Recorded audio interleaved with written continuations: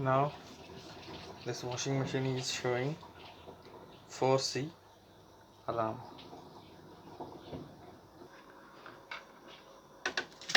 Open this cover with two screws. One is here. So open this.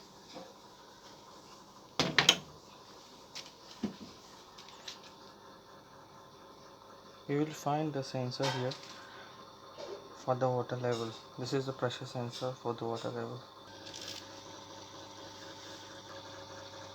This is a pipe. This is a pipe for the water level pressure sensor. This is okay here. It's not cut. Let's see near the sensor what is the condition.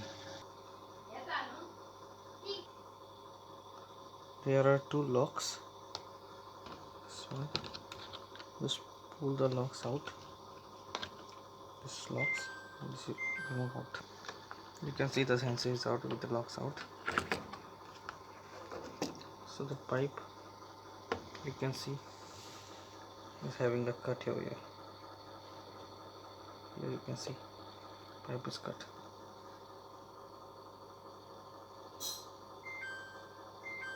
And it is regularly giving the amount 4C. So once we rectify this, it will be okay.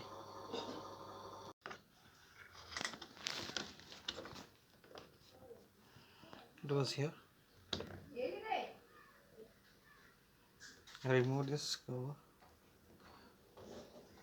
You find the cut here. See the cut. So I will cut the wire here fully, terminate the wire, this pipe, and I will fix it here. After cutting, I fixed back. So there is this good pipe. There is no holes in between, there are no cuts in between. So I will put the lock and then it's ready to use. I fixed the lock over the tube so it doesn't come out.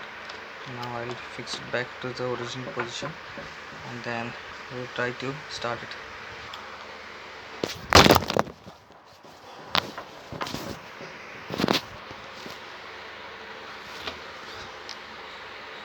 So now it is fixed in place and it is ready to use.